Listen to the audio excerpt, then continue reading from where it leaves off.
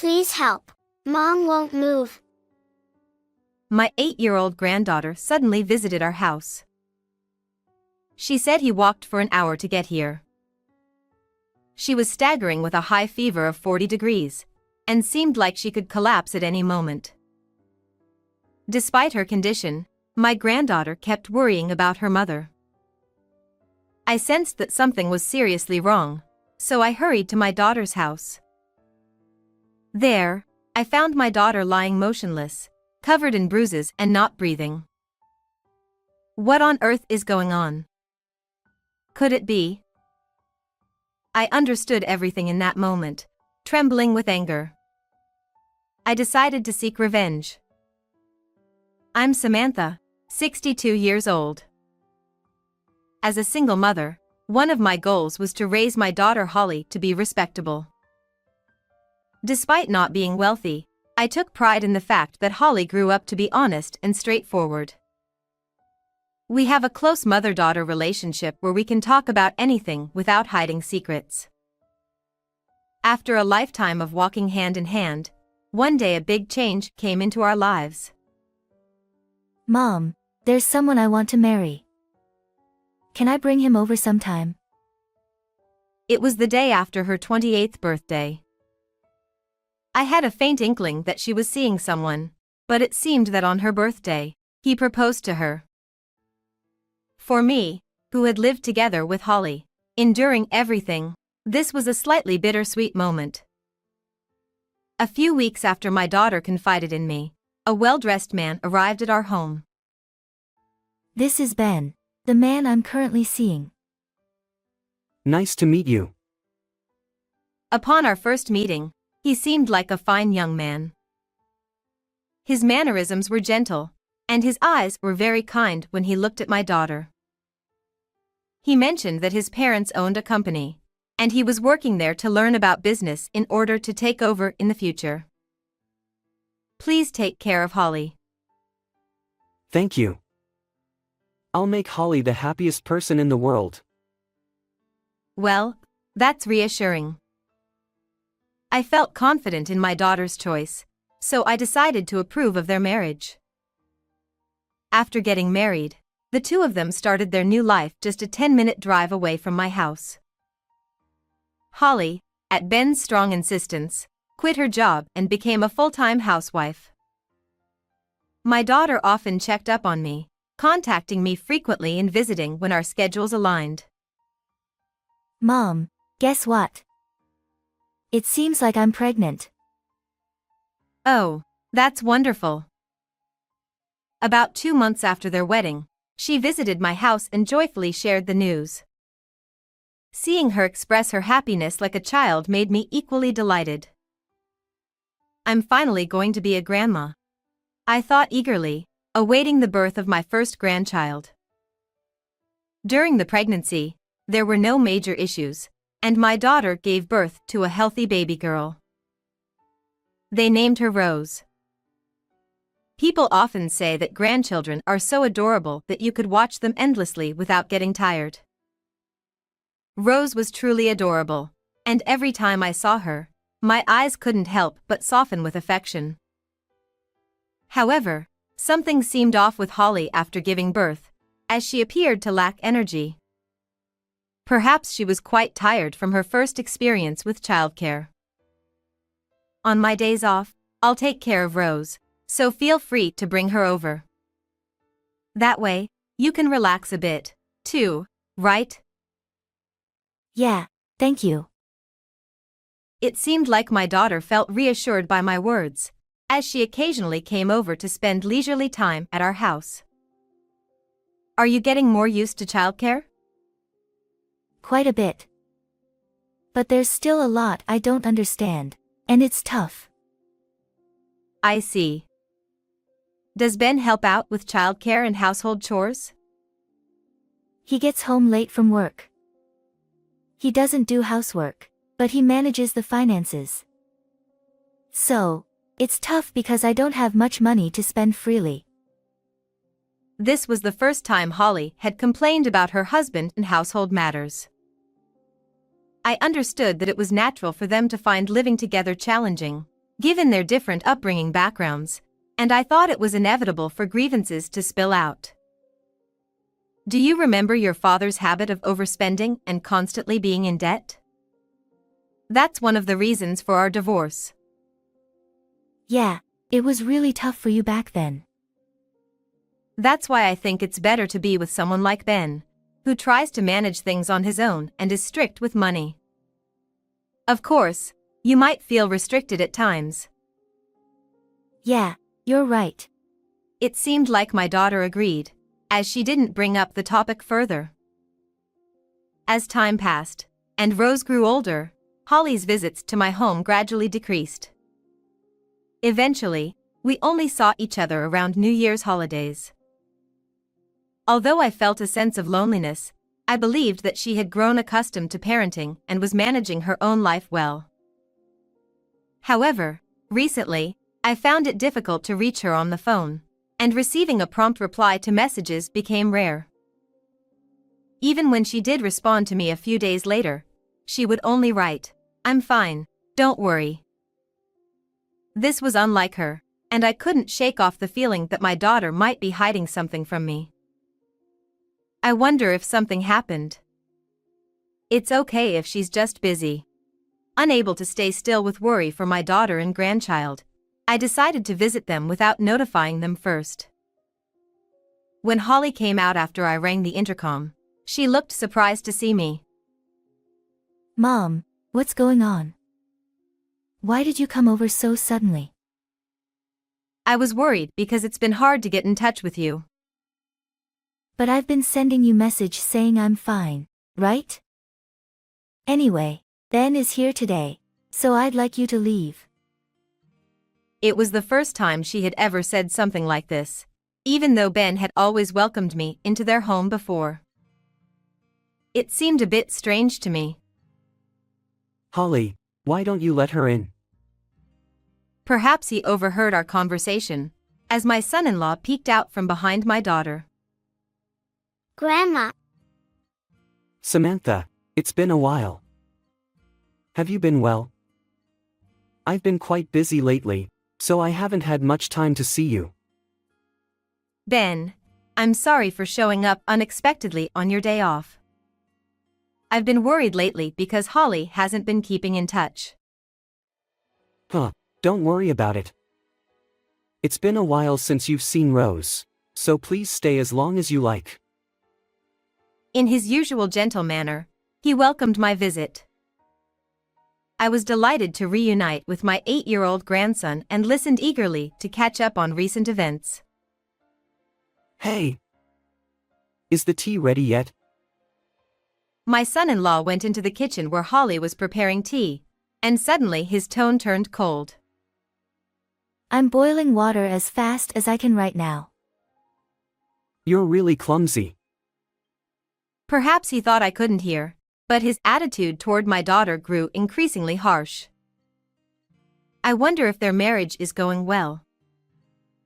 I approached the kitchen as I wanted to have a conversation with my daughter alone, but they still hadn't noticed me. This is why I hate people raised by single parents. Upon hearing Ben's words, I couldn't believe my ears and I froze. I glanced over and saw Holly looking very sad. Seeing her like that, my heart felt heavy. Oh, Samantha. What's wrong? I'll bring you some tea right away, so please, have a seat.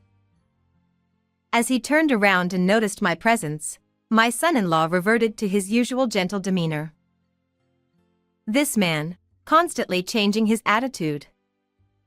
I can't trust him. I considered taking my daughter home with me as I sensed that my daughter was feeling uncomfortable, and when Ben stepped away from the table, I took the opportunity to speak to Holly. If you're going through a hard time, you can bring Rose and come back to our place. Mom, I'm sorry for worrying you. But there's really nothing wrong. She forced a smile, trying not to concern me. Her forced smile seemed painfully unnatural, and my worries grew. Despite repeatedly urging her to come home with me, she adamantly refused. Leaving my daughter's house with a heavy heart, I realized I needed to pay even closer attention to Holly from now on. It was a few weeks after that day. My 8-year-old granddaughter, Rose, suddenly visited my house. She had walked for an hour and seemed on the verge of collapsing. As I held her in my arms, I was shocked by her fever. I quickly brought her inside and measured her temperature, only to find it was a staggering 40 degrees Celsius. What happened? What's wrong? Mom needs help. She won't move. Please help Mom first, before me. Despite her high fever, Rose was deeply concerned about her mother. I knew this was serious. I hurriedly placed my granddaughter in the passenger seat and rushed to my daughter's house. The door was left unlocked, so I called my daughter's name as I entered the room. And there, in the living room, I found Holly lying down. My heart pounded with shock as I discovered her. Holly. Holly. Are you okay?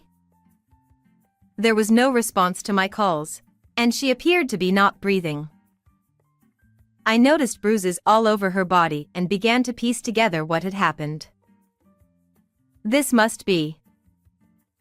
I immediately called for an ambulance, and Holly and Rose were taken to the hospital. The attending doctor informed me that both of them were in serious condition and would need to stay in the hospital for a while. Moreover, the doctor told me, "Your daughter may be in danger, so please be prepared." No. Holly, hang in there. You'll be okay. I was shocked and my mind went blank, but I prayed, believing in my daughter's resilience and hoping for her recovery. Sitting on a cold chair in the hallway, I tried to calm my trembling heart as anxiety washed over me. After that, the doctors worked diligently to treat them, and Holly miraculously regained consciousness the next day. I'm so relieved. I'm truly relieved. Mom. How's Rose? She's also hospitalized, sleeping in another room now. I see. That's a relief. Mom, you see. Seeing Holly, who seemed like she wanted to say something, I smiled gently and nodded encouragingly. Perhaps feeling reassured, she started crying. She must have gone through some very difficult days. I held my daughter tightly as she cried, like a child, tears streaming down her face. Afterward, when she had calmed down a bit, my daughter told me something unbelievable. What the? I can't just let this go. When my daughter collapsed, I had a suspicion, but I never imagined it would be this serious. Learning about the suffering my daughter had endured filled me with anger, and I resolved in my heart that I would seek justice. 2 days after my daughters were admitted to the hospital, I pretended not to know anything and pressed the intercom at my daughter's house. Oh, Samantha. What brings you here today? Just had a little something to discuss with Holly. Is she around? Oh, I got a call from her saying she went to a friend's house with Rose. They're not home right now. He casually lied. What's more, despite my daughter and Rose not being there, he was even humming. Oh, I see. They just called a little while ago. What should I do now? But I can't just go back like this. I told Ben that my daughter had asked me to sell a large teddy bear at the bazaar. Without any suspicion, he let me into the house. This is it. I'll take it with me then. As soon as I entered the living room, I quickly packed the teddy bear into a large bag I brought. Then, I quickly left their house and headed straight to a certain place. A few days later on Sunday, I called Ben. I have something I want to discuss with you privately, without telling Holly. Could you come over to my place? What is it? Can't we talk over the phone? I know you're busy, but I'd prefer to talk in person if possible. I see. Alright, I'll come over later. About an hour later, my son-in-law arrived with a smile. I apologize for summoning you so suddenly. Holly hasn't found out about you coming here, has she?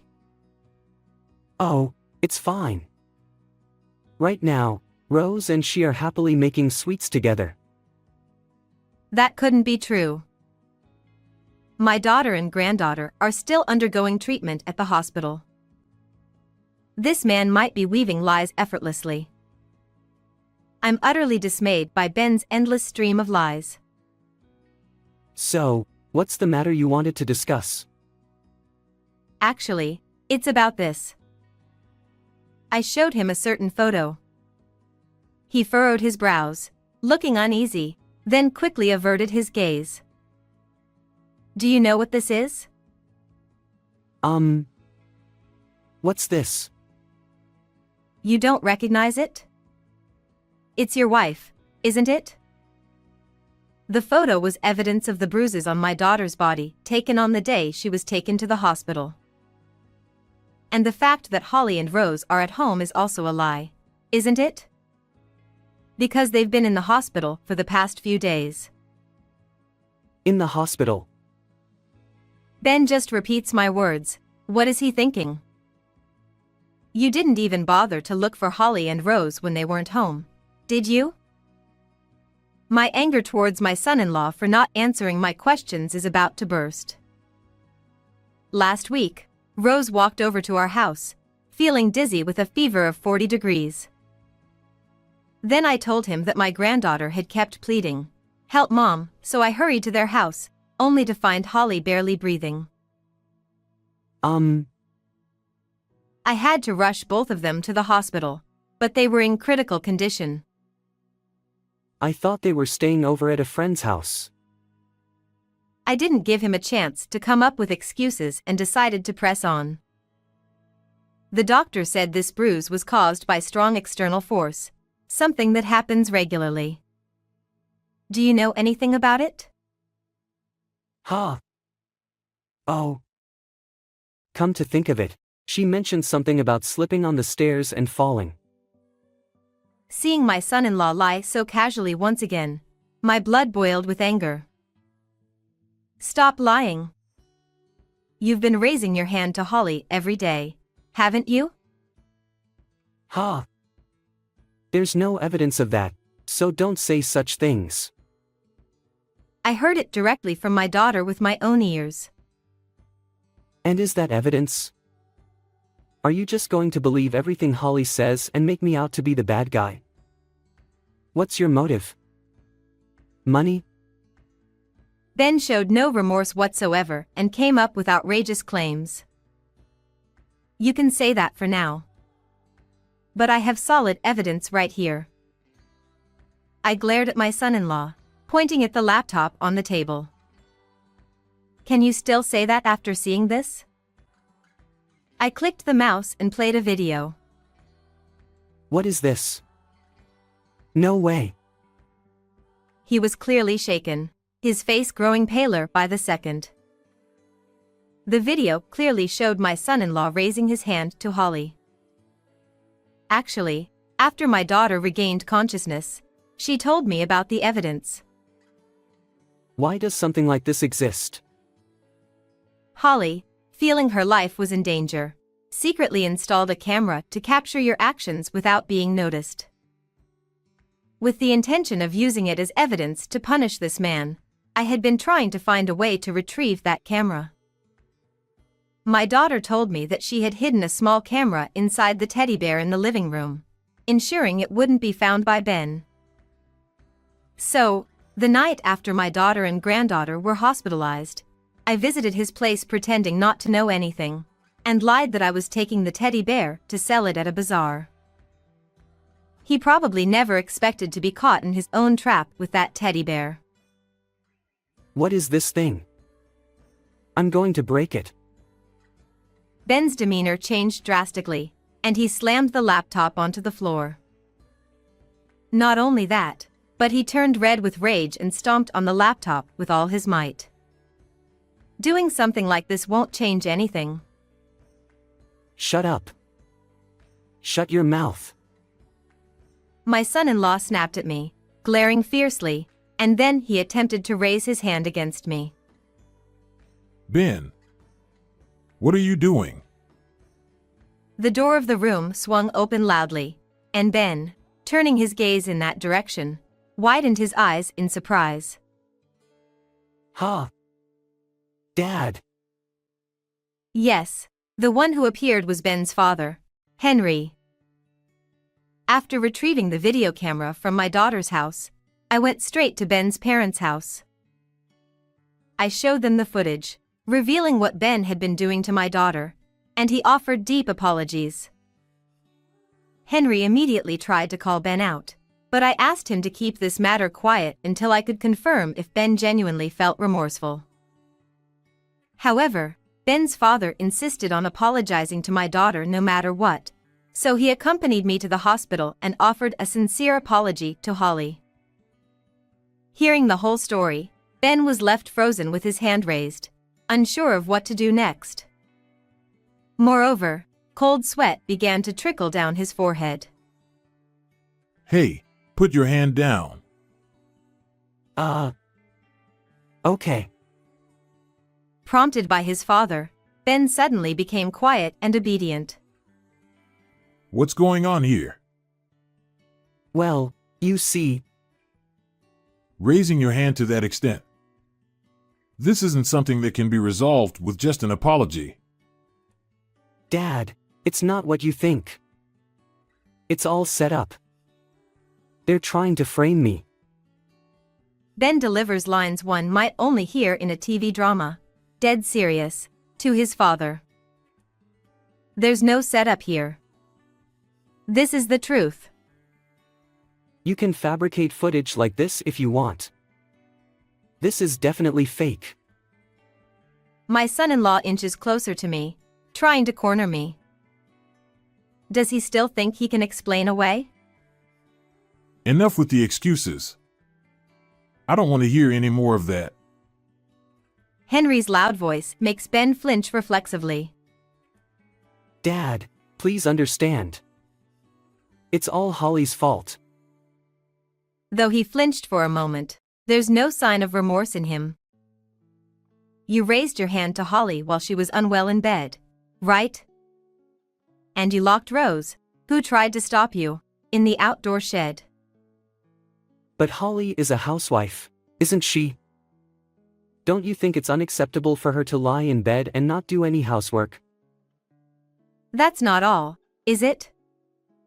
You took my daughter, who looked like she was about to collapse at any moment, to the bathroom, showered her with water, and then left her out on the balcony. Tears streamed down my cheeks as I recounted Holly's situation that day. I mustn't cry. Holly and Rose must have had it much worse. Reminding myself of this, I took a deep breath and locked eyes with Ben. But I brought her back inside before I left the house, so it's fine, isn't it? Why would you do something so terrible? You used to be much kinder and took care of Holly, didn't you? It's all her fault. Ever since Rose was born, she started slacking off on household chores and taking care of me. I couldn't help but feel astonished at my son-in-law's selfish reasons, and I was left speechless. And he still seemed like he had something else to say, smiling smugly. You promised to make my daughter the happiest woman in the world before you got married, didn't you? Did I say something like that? Having them around just costs me money. People who are being supported financially have no rights, you know. Ben casually uttered something outrageous which was hard to believe. Unbelievable. This is too much. But isn't it a waste to spend the money I worked hard to earn on them, who contribute nothing productive? You're the one who told Holly to quit her job. And it's only natural to support your own child. Ha! You still don't get it, do you? Housewives need to do their job properly to deserve compensation, you know. Moreover, Ben showed no remorse for relieving work stress by raising his hand to Holly, speaking nonchalantly. I thought it was pointless to say anything more to this man. Perhaps this awful behavior is because of how my wife and I raised him. I'm truly sorry. Ben's father bowed solemnly, but I wonder how my son-in-law felt about that. You don't need to apologize, Dad. I haven't done anything wrong. You idiot. You're wrong. As a father, I'll say it first. You're disowned. And as the president of the company, let me tell you, someone like you is fired. Ha! Disowned? Fired? That's impossible. It's impossible. If that happens, how am I supposed to live? Dad, please forgive me. Ben became frantic and pleaded with his father. Reflect on what you've done. Never associate with us again. Henry pushed his son away and turned his back. Wait. Please say something, Samantha. If I'm left like this, I'll be jobless. It'll trouble Holly and Rose, won't it? I don't think so. I handed Ben the divorce papers I had received from my daughter. After doing such terrible things, did you really think you could continue your married life? If I get divorced, I'll be alone. Well, that's odd. You seemed to be enjoying being alone after Holly and Rose were gone, didn't you? Yes, actually, there was more to the footage from this camera. I inserted the copied SD card into my phone and began playback. After I had taken my daughter and grandchild to the hospital, when Ben returned home and realized they were nowhere to be found, he wasn't searching for them. Instead, he was smirking, saying, "If things go well, I'll get the life insurance money." Even when I went to retrieve the teddy bear with the camera inside, he was unaware of my arrival and was humming a tune. Seeing that footage, my son-in-law's eyes welled up, and he nervously tried to take the phone from me. However, his father intervened and prevented him from doing so. Holly and Rose's case seems to have been reported to the police from the hospital, so I imagine the detectives will be your conversation partners for a while. Police? As we file the report, we'll also hand over the recorded footage to the police, so be prepared. Wait a minute, Samantha. Please wait. He must really be worried about involving the police. With sweat dripping down his face, he pleaded with me. Please, don't do that. I'll apologize for everything, just please forgive me. Please ask Holly too, please. Holly isn't your puppet. Stop manipulating her with your convenient excuses. As I harshly pushed him away, Ben became stunned and stood there, speechless. His father then dragged him outside, saying, I'll make sure he doesn't run away until we hand him over to the police. Before leaving. In the following days, my daughter filed a police report and submitted the incriminating footage as evidence. As a result, my son-in-law was arrested. While the exact verdict remains uncertain, it's anticipated that he'll spend some time behind bars. He's been disowned by his parents as promised and has also been terminated from his job. The divorce between my daughter and her husband was finalized successfully. We were able to claim a lump sum of $150,000 from Ben for the mental anguish, medical expenses, and child support for Holly and Rose. After recovering and being discharged from the hospital, my daughter and granddaughter moved into my house.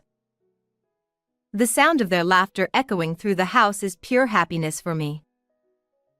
As a mother and grandmother, I want to do everything I can to ensure that they continue to smile in the future.